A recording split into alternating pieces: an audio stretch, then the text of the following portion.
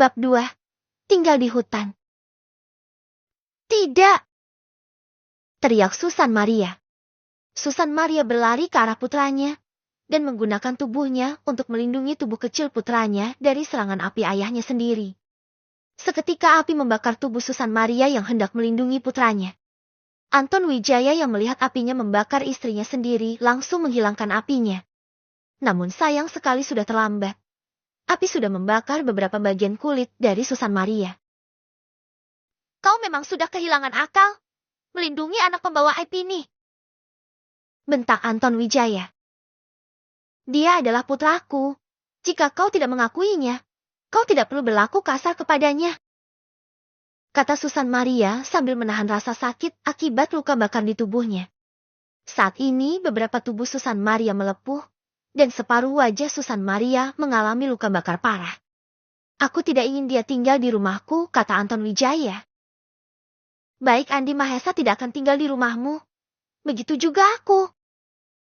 Kata Susan Maria lalu menggendong Andi Mahesa lalu berjalan menjauh dari rumah Anton Wijaya walaupun dengan menahan rasa sakit di tubuhnya.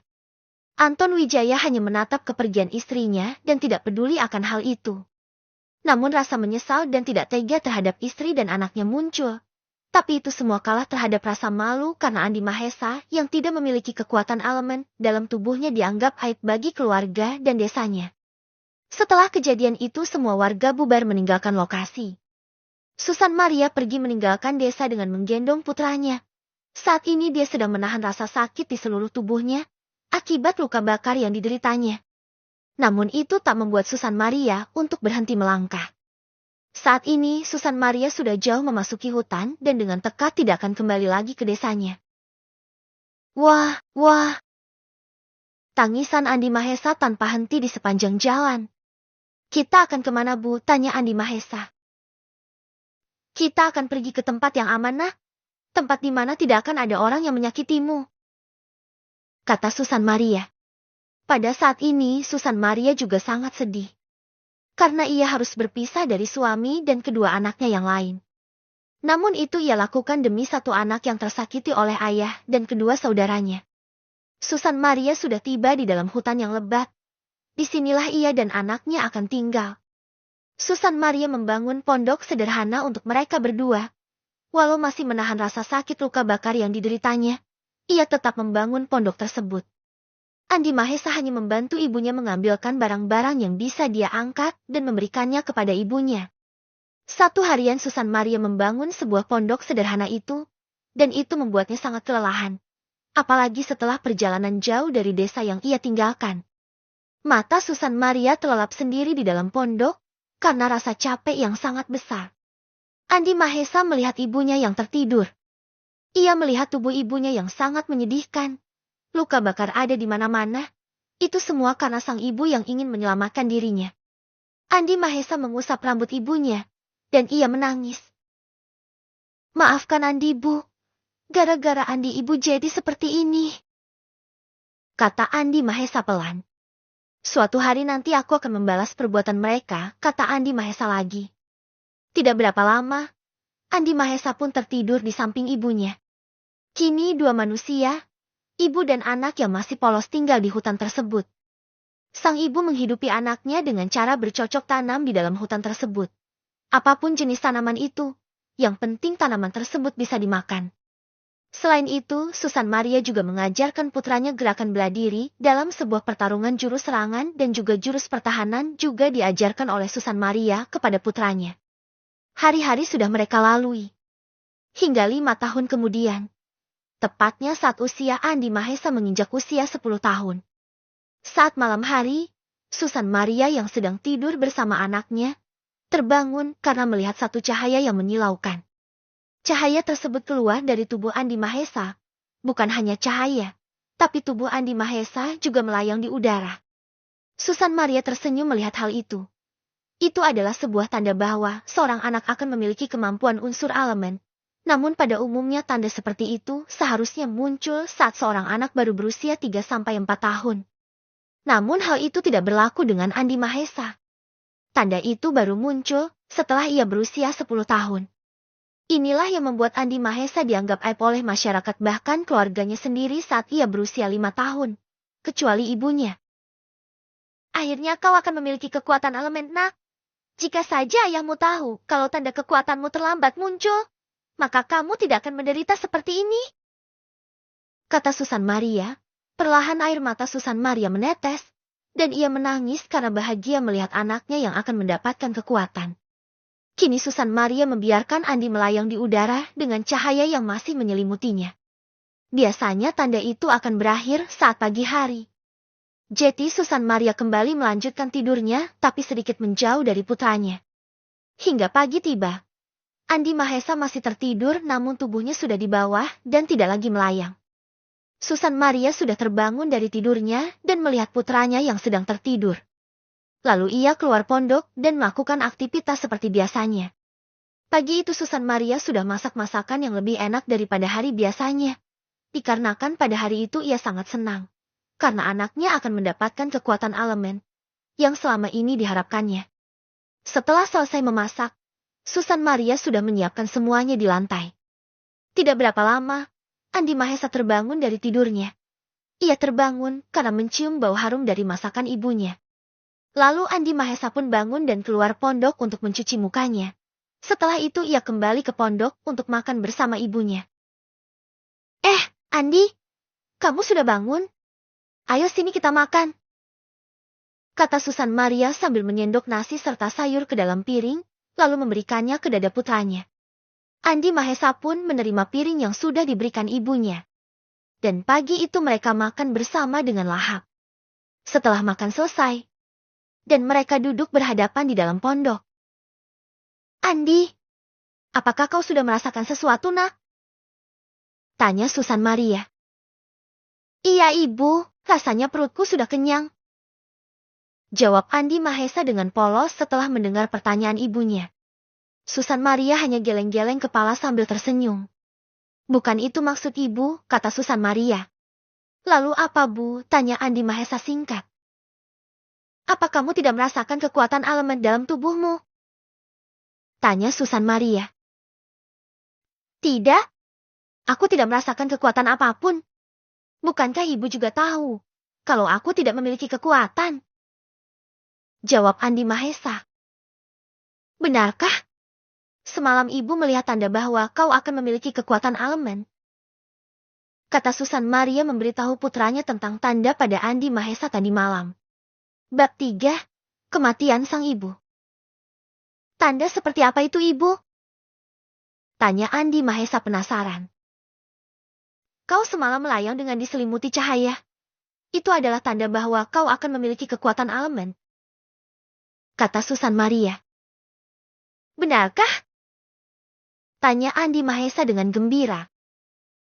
Ya tentu saja nak.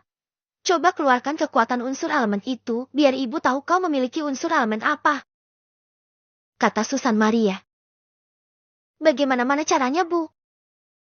Tanya Andi Mahesa lagi. Rasakan unsur elemenmu dulu, seperti panas, dingin sejuk, segar dan lain-lain. Jika kau sudah merasakannya, maka cobalah untuk mengeluarkannya. Kata Susan Maria. Baik akan aku. Coba bu. Kata Andi Mahesa. Andi Mahesa lalu mencoba merasakan elemen apa yang ada pada tubuhnya. Namun sudah cukup lama mencoba. Ia sama sekali tidak merasakan unsur elemen tersebut. Susan Maria hanya memperhatikan putranya yang sedang mencoba merasakan unsur elemen. Lama Andi Mahesa mencoba dan masih tidak bisa merasakan unsur elemen. Akhirnya ia menghentikan dirinya untuk merasakan unsur elemen. Aku sama sekali tidak dapat merasakannya bu, kata Andi Mahesa dengan raut wajah kecewa. Susan Maria yang mendengar hal itu merasa bingung. Bagaimana mungkin seseorang tidak dapat merasakan unsur elemen yang dimilikinya? Apakah kamu tidak merasa panas? Dingin? Sejuk etiu hal lain? Tanya Susan Maria memastikan. Tidak ibu. Tidak ada yang aku rasakan sama sekali. Jawab Andi Mahesa dengan tertunduk. Melihat kesedihan anaknya, Susan Maria mendekati putranya dan mengelus kepala putranya. Tiba-tiba Andi Mahesa terperanjat. Ia seolah merasakan sesuatu setelah kepalanya disentuh oleh ibunya. Aku merasakan sesuatu, Bu, kata Andi Mahesa yang langsung berdiri. Apa yang kau rasakan, Nak? Tanya Susan Maria. Hembusan sejuk, kata Andi Mahesa. Susan Maria tersenyum mendengar perkataan putranya. Sepertinya kamu memiliki unsur elemen yang sama dengan ibu, kata Susan Maria dengan tersenyum bahagia. Pada kenyataannya, Andi Mahesa sama sekali tidak memiliki unsur elemen kekuatan. Namun Andi Mahesa memiliki satu kekuatan, yaitu meniru unsur elemen orang lain yang sudah disentuhnya. Namun bukan berarti semua orang yang disentuh oleh Andi Mahesa bisa ditiru unsur elemennya. Unsur elemen yang dapat ditiru Andi Mahesa adalah saat ia bersentuhan dengan orang yang berniat baik, atau orang yang tidak memiliki niat bertarung. Seperti halnya ia meniru unsur elemen angin milik ibunya. Namun hal ini tidak disadari oleh Susan Maria maupun Andi Mahesa. Saat ini, Andi Mahesa sudah bersentuhan dengan ibunya yang memiliki elemen angin. Sehingga ia memiliki unsur elemen angin. Benarkah itu, Ibu? Tanya Andi Mahesa. Ya, tentu saja. Coba kamu keluarkan unsur elemen angin yang kamu miliki, kata Susan Maria memberi perintah. Andi Mahesa pun mencoba berkonsentrasi dan mengeluarkan kekuatan unsur elemen angin. Dan memaju mundurkan tangannya. Tidak berapa lama angin kecil bergerak di sekitar tangan Andi Mahesa dan menerpa debu kecil yang menempel pada lantai. Susan Maria tersenyum melihat adanya kekuatan angin yang ada pada anaknya. Walaupun kekuatan itu belum besar. Kamu berhasil, Nak. Kamu memiliki elemen angin. Mulai hari ini, kamu harus belajar meningkatkan kekuatan elemen anginmu, kata Susan Maria. Iya, Ibu, jawab Andi Mahesa dengan singkat. Mulai saat itu, Andi Mahesa berlatih mengendalikan kekuatan unsur elemen angin miliknya. Bukan hanya itu, Andi Mahesa juga dilatih berbagai jenis jurus dalam bertarung, jurus serangan yang menggunakan unsur elemen, dan jurus bertahan yang juga menggunakan jurus elemen. Bahkan Andi Mahesa juga dilatih oleh Susan Maria dalam seni berpedang. Hari berganti hari, bulan berganti bulan dan tahun berganti tahun. Kini Andi Mahesa sudah tumbuh besar menjadi seorang pemuda tampan. Dan pada saat ini usia Andi sudah 15 tahun. Dia sudah bisa menguasai dan mengendalikan unsur elemen angin miliknya, serta kemampuan bertarung yang mumpuni di bawah bimbingan ibunya. Bahkan ibu dan anak itu sudah sering melakukan uji tanding antara mereka berdua, dan hasilnya Andi Mahesa sudah mampu mengalahkan ibunya dengan cepat. Namun satu hal yang tidak diketahui Andi Mahesa, bahwa ibunya menahan satu penyakit yang perlahan mengerogoti hidup ibunya. Penyakit akibat luka dalam yang sangat kuat, setelah ia mendapat luka bakar dari suaminya sendiri. Namun semakin hari, kesehatan Susan Maria semakin memburuk. Hingga suatu hari di mana keadaan Susan Maria benar-benar dalam keadaan yang sangat parah. Ia terbaring lemas tak berdaya di dalam pondoknya. Nah, kondisi ibu saat ini semakin parah, dan ibu rasa waktu ibu akan sebentar lagi di dunia ini, kata Susan Maria kepada putranya. Ibu jangan bicara seperti itu, kata Andi Mahesa. Maafkan Andi, Ibu. Karena Andi, Ibu jadi seperti ini, kata Andi Mahesa sambil bersujud kepada ibunya. Tidak, Nak. Ini sudah takdir dari Yang Kuasa. Kamu jangan pernah menyalahkan dirimu, ucap Susan Maria. Jika hari ini adalah hari terakhir Ibu harap kamu sudah bisa menjaga diri kamu dengan baik, kata Susan Maria. Jangan katakan seperti itu lagi, Bu, kata Andi Mahesa sambil meneteskan air matanya melihat kondisi ibunya yang sangat memprihatinkan. Ibu juga berpesan, berbuat baiklah pada sesama manusia, dan gunakan kemampuan dan kekuatanmu untuk membantu, dan jangan sesekali kau gunakan kekuatanmu untuk kejahatan, ucap Susan Maria. Iya, Bu, aku akan berjanji menjadi orang yang baik dan membantu orang-orang yang membutuhkan, kata Andi Mahesa, dan kini ia jelas terlihat menangis. Sebelum ibu meninggal, ibu akan memberikanmu sebuah kalung. Dan ibu harap kamu menjaga kalung ini dengan baik. Ini adalah kalung untukmu agar kamu dikenali oleh kakak-kakakmu jika kalian bertemu, ucap Susan Mahesa sambil meletakkan kalung tersebut di telapak tangan Andi Mahesa. Namun siapa sangka ucapan itu adalah ucapan terakhir yang keluar dari mulut Susan Maria. Perlu diketahui, kalung yang diberikan Susan Maria kepada Andi Mahesa memiliki buah berbentuk sepasang merpati. Dan itu juga dimiliki oleh kakak-kakak dari Andi Mahesa yaitu Reno Satria dan Rina Sasmita. Ibu, ibu. Panggil Andi Mahesa sambil menggoyangkan tubuh ibunya. Tapi sayang, ibunya sudah tidak merespon sama sekali. Andi Mahesa memeriksa pernapasan ibunya. Namun sudah tidak ada lagi napas yang keluar masuk dari hidung ibunya.